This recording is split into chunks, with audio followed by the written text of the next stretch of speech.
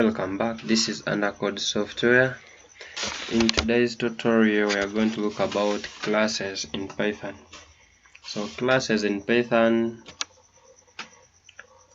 this allows us to organize our work. It also allows us to create a type of data like variables. It allows us to assign our super data. It's also, let me say, all in all, that classes help us to organize our work. When we are writing Python codes, we want to organize our work using what we call classes.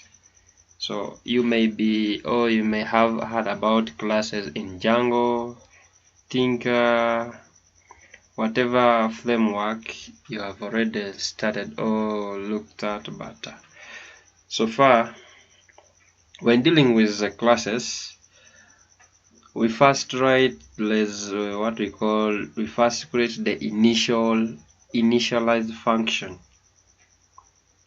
So after creating the initialize function, we create the class name. After creating the class name, but put in note, we first create the class name, then we define the initial function. Inside the initial function, we put the parenthesis with a self. So this initial function I'm talking about, this defines what an item is to be, or for the class is gonna be.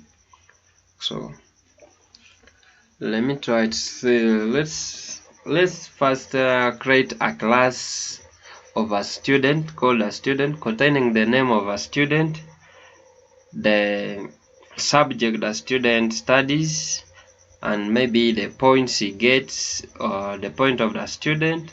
And also we add some boolean to know whether the student is on probation or not. So let's first create a class. Let's first create a class called the student.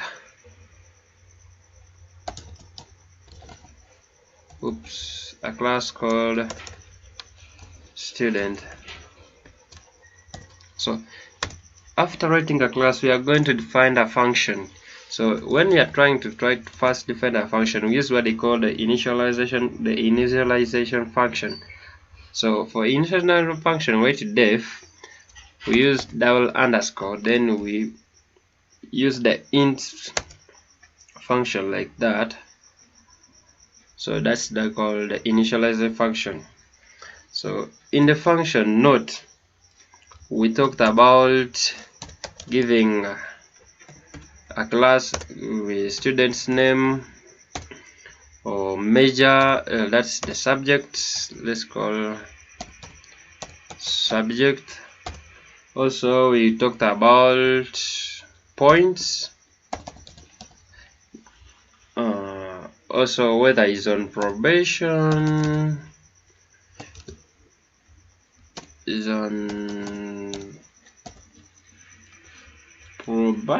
yes, it's on probation or not, whether he's on probation not. So it should be underscore. So when we are first finished writing the initializer function, we also come again and we call the function. So calling the function, we talked about calling function. So we call the function by type. We call each parameter we have put in the function, we call it by using self.name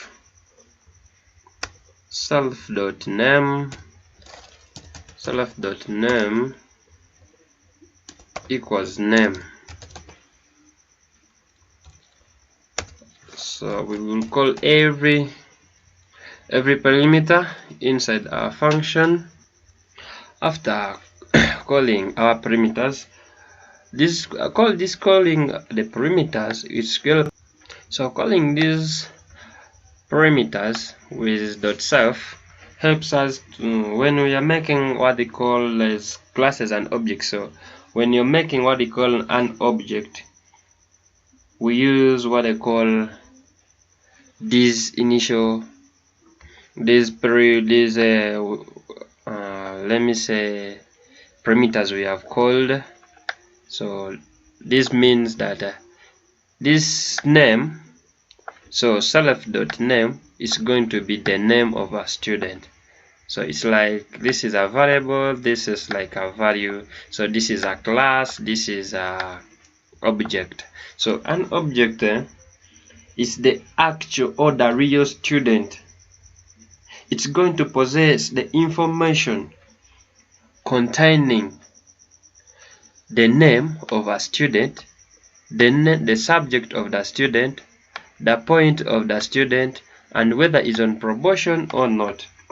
So that's what we call a class object. So an object is a real student. It's going to be the real student. It's going to contain what I call the actual information, the true information. So we have made an object of 2 students. So this is an object of 2 students. Let me try to show you that this is an object of 2 students. So this is an object, class object. This is what I call a class object, and this is what I call a class. So this is a class function.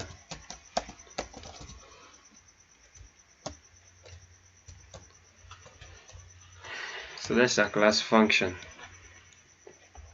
So let's try again. Let's make this again. So this is an object, an class object. So this will contain the actual information of a student. So remember that when we were writing our class, when we were writing our class, when defining the initialization function, in the parameters we first use the name, student's name, student subject, student's points of the subject got, is on probation or not. So also here, when we are trying to make what we call class objects, we call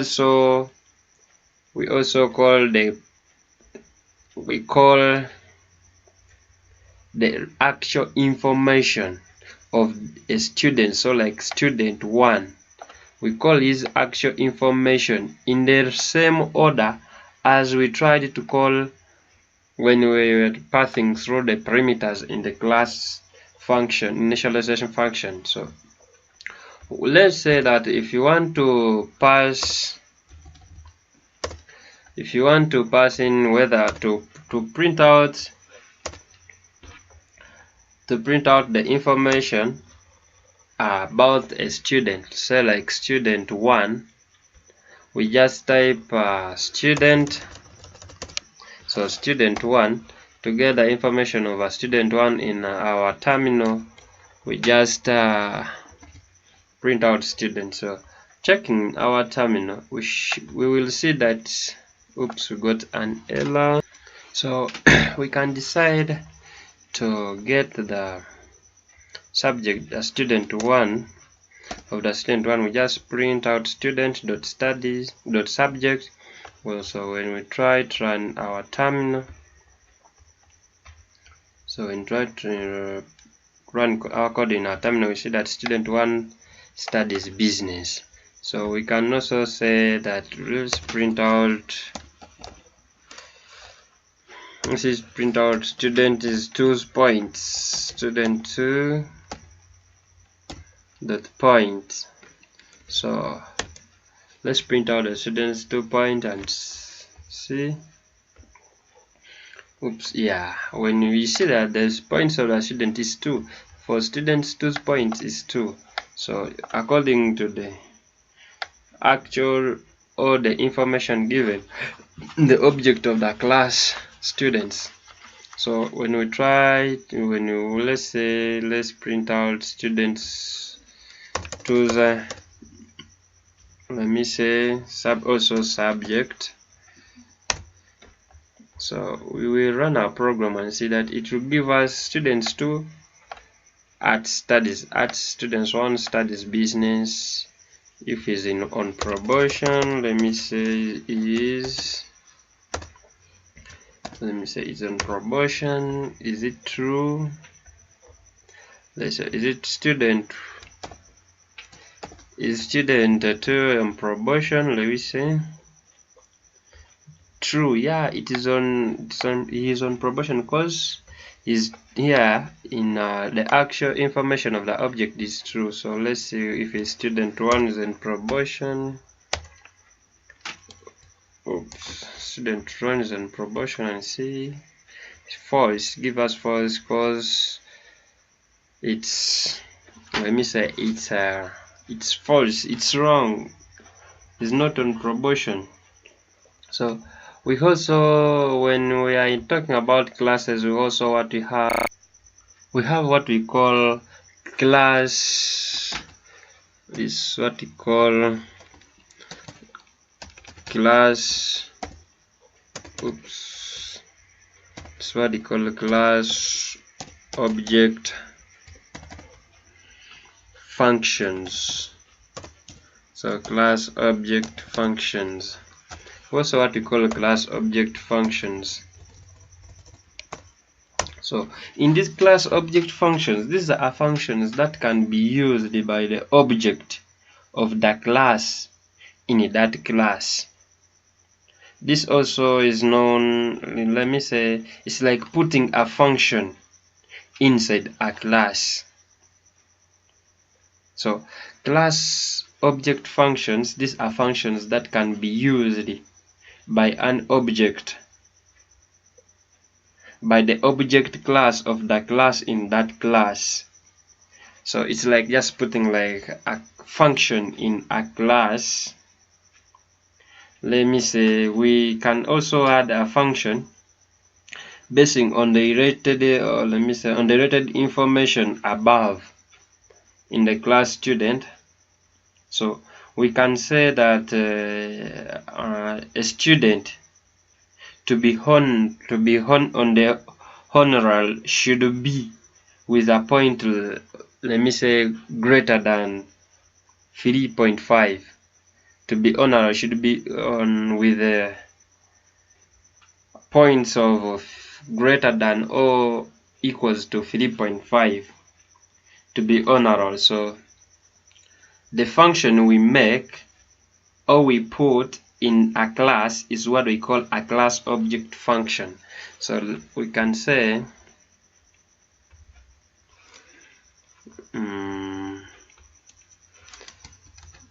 we can also define here function, a class object function like student on honor roll.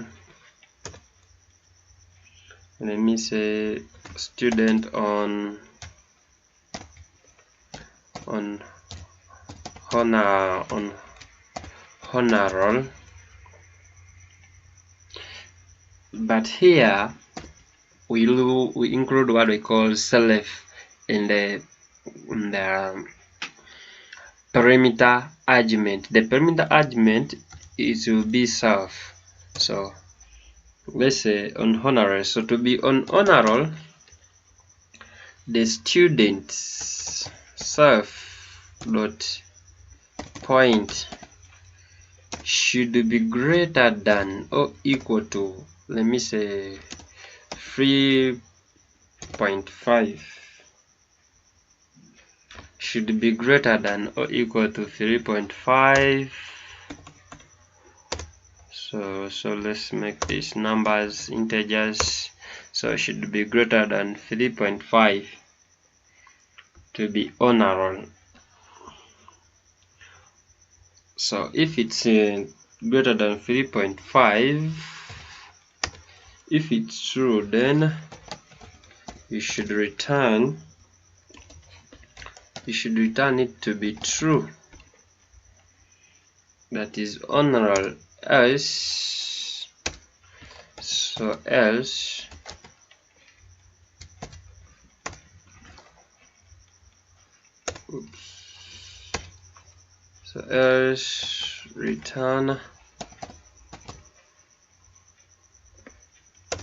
return false.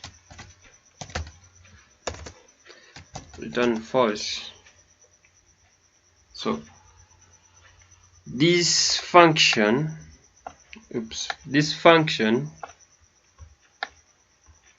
is what we call a class object function, a function in a class.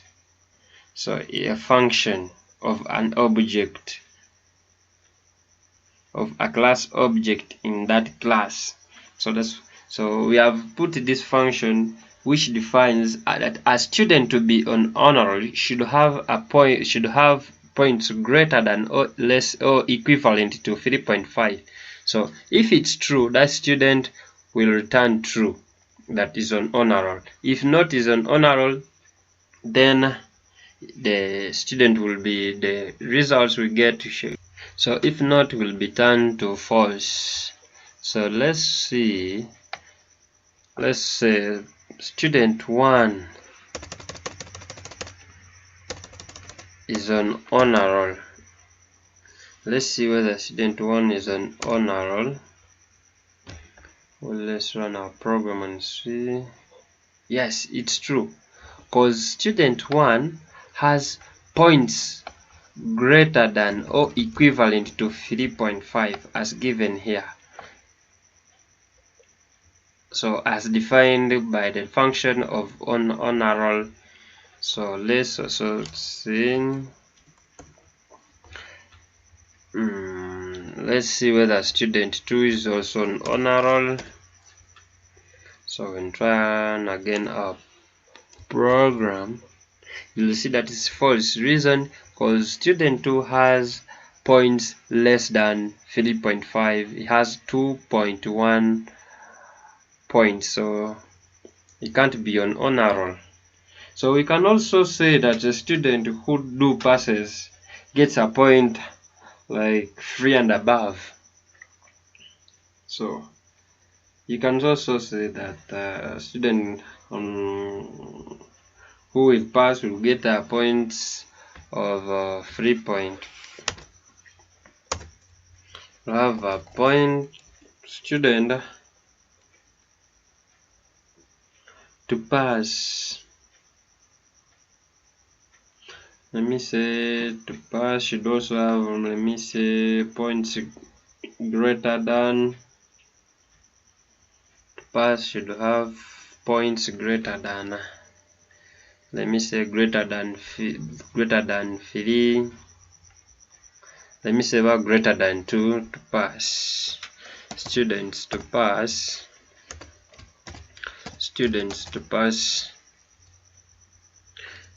subject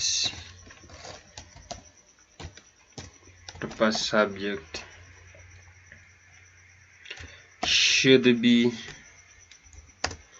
with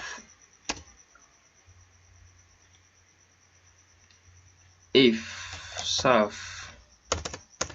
So if self dot point is greater than, let me say,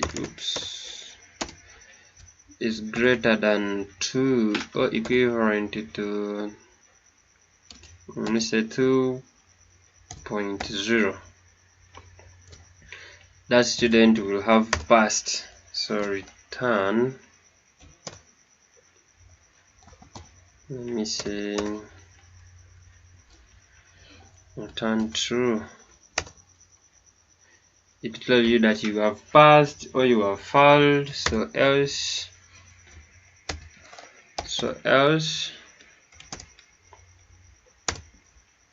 return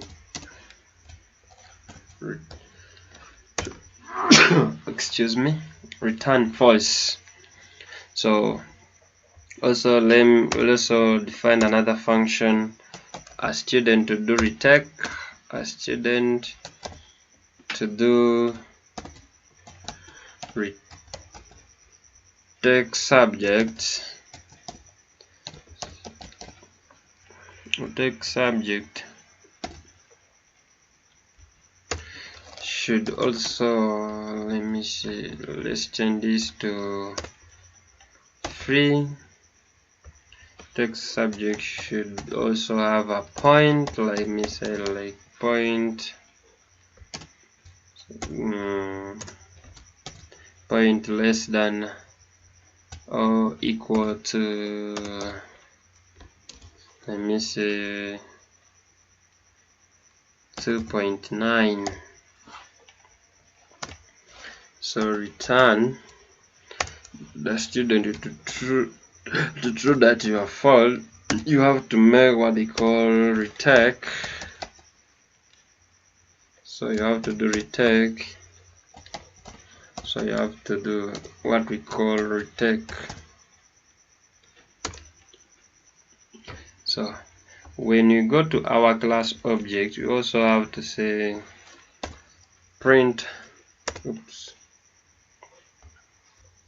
Let's check whether student 2 is on honor roll, and he has to do what they call retake. Let me see here, student 2 do retake. Student 2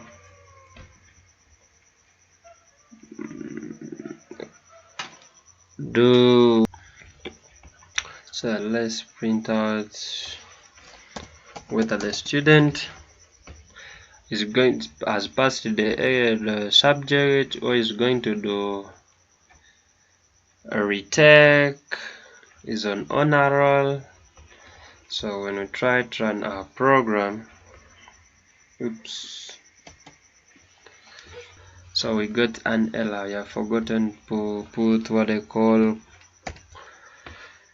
colons. So when we try to run again our program, we will see that. Now let me also try to make this a bit up and receive very well. So we will see that student 2 is on honor roll. It is false, is not on honor roll. Student 2 has passed the subject. It's false, he has not passed the subject because he has less than 2.9 points. So students 2 to do the retake has to take the retake to make a retake. It's true because student 2 has failed. Everything has not gone to the honor or to the honor roll. Has not passed the subject because has points of 2.1 because the average point to pass the subject is 2.9. so let's also see student 1. So let's change this one to student 1, also student 1. So running our program, we will see that student 1 is on honor roll. It's true. Secondly, he has passed the subject. That is also true. To do the retake, it's false. He cannot do the retake because it's true that he has passed the what? He has passed the subject. So that's what we call class object functions in Python. So let's try what we call an example. Another example, and we see. So in this example, we are going to use make a class called question. So in the class question, we are going to prompt a user to input a correct answer. So we are going to use to make a variable or a variable list called the question prompt. In the question prompt, we are going to have such questions like what color are the apples A it's red, B it's green, C purple, orange. What color are the bananas? So what color are the strawberries? So we also try to create variables to represent our question objects. So after doing that, the next thing is going to ask a user to input the users or to input his or her answers.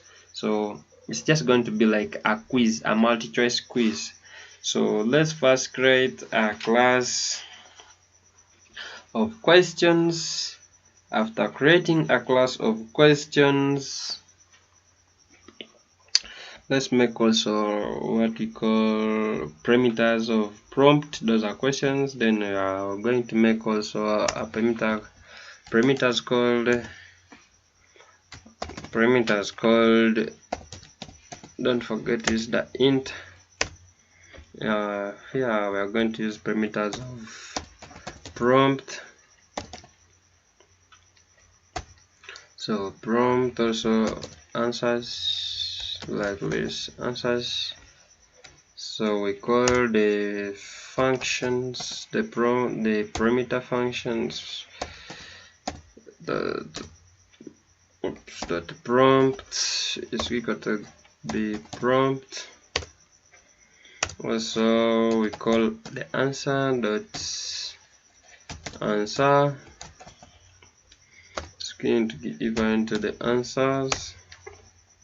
So after that, we make what they call object. So let me call this, let's make a class object below this. So making a class object, we are going to make what we call class. We're going to make question prompts. So question variable called question prompt, a list variable called question prompt. So in this list variable, we are going to put the questions. So let's use double quotes, because let's use double quotes here. We're going to use what's the color of, let me say, what's the color of apples? So that's the question. So in the question, you're going to put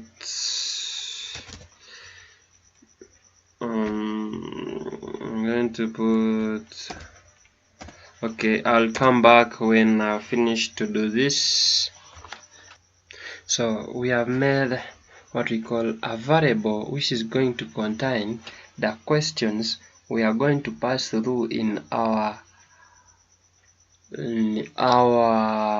object, class object. So we are going also to make a new variable to represent our question objects.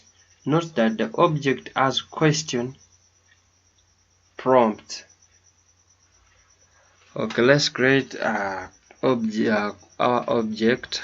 So this just was a variable which is going to contain our information which we are going to pass through the class object. So let's create the object. As you see this, let me say, as you see this, we have created a variable to contain the actual answers, the real information. This is what they call an object. So a variable object, a list variable object, which is going to contain the real answers of the question prompt we have passed above. So it's going to contain. So next thing we are going to do is to ask to prompt a user to input his own answers. If the answer is going to be wrong or right, so what we are going to do, we are going to first run what we call a test task of the quiz. So after making a variable which is going to contain our actual answers of the questions we have asked in the question prompt, so this is what they call an object. This is just a object variable, or a variable which is going to hold the questions. Then we made what we call objects.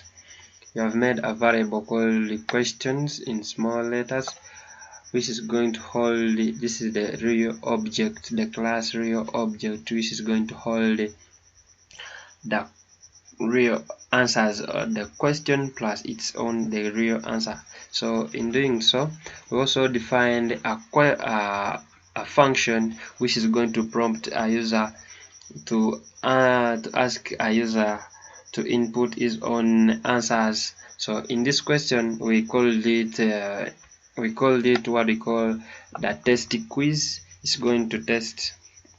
So in it we call this variable, the object variable called the questions, in as our perimeter. So also after calling our perimeter variable the object variable, so we also made a new variable called the score, which is going to store the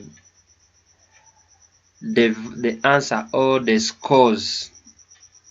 If one gets, let me say, out of 100, it gets about 2%, 5 questions, that's 5 over 100.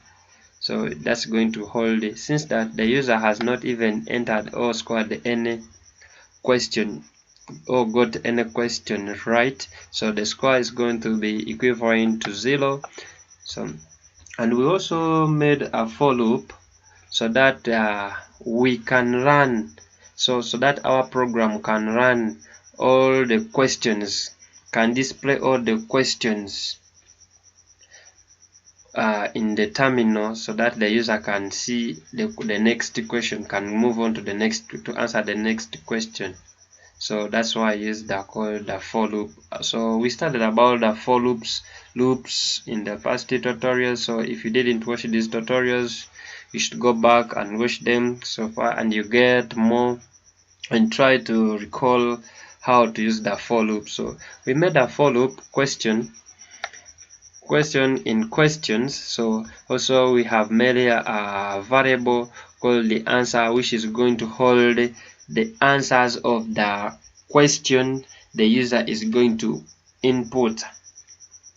So meaning that answers should be equivalent to the input of the question of the user. So in that end, the user should prompt a question, should answer a question. So this is just like these questions here. It's going to answer these questions. So if the answer of the user, this is like the answer of the user, is equivalent to the answer of the object, is equivalent to this answer A, B, C. This A is equivalent to A, is equivalent to C, is equivalent to B, is equivalent to those, to one of that answer, you'll get 1 mark or 1 score. If it gets it right, it's going to add 1 score, 1 to the score he has already got. So if because at the beginning the user has not input any question or has not got the question right, is 0. Then if he gets 1 question, it means that so the user will get 1 score. If he against the presses enter and he answers the second question, if he gets it right, the user will be added also another score. 1 plus 1 is going to get to 2. So the question will go on increasing by 1, because he will be answering one question per time. So after that, we will also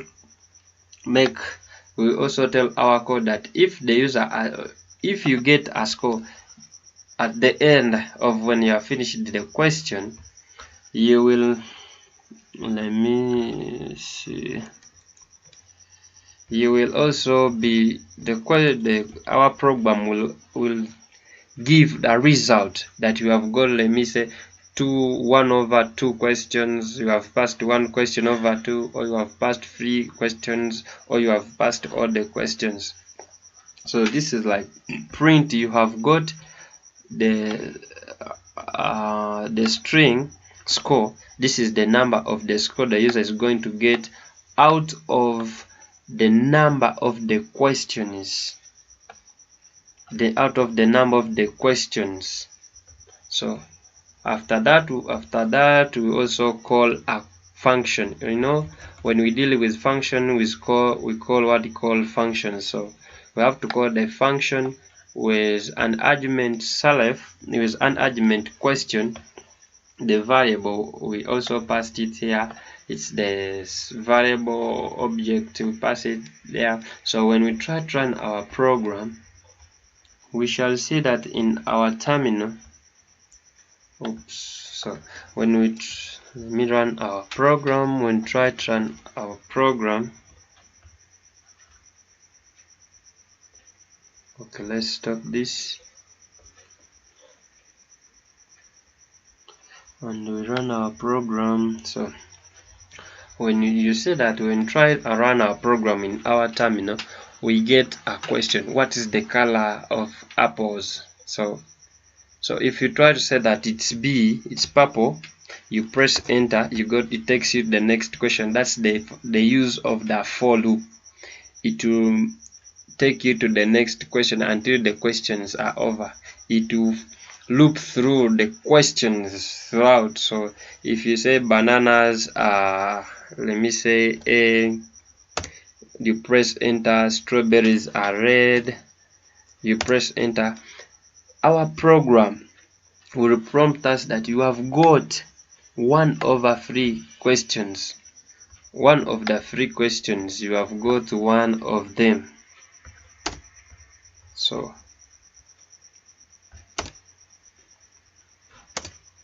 that's going to be our program. Let's try and see when we get all the questions right. Let's run our program again. Run. Oops. So let's go to the terminal. Let's run our program. So the question, apples are red, green. Let's get the questions right. Oops. Then bananas are what? What's the color of banana? Let's call it C. And then the color of strawberry is B, is red. You'll see that we have got 3 out of 3 questions right. So now you can see the use of functions, the use of if statements, the use of loop statement, the loops. So variables, strings, classes. We have mixed everything. We have so far started previously in this example.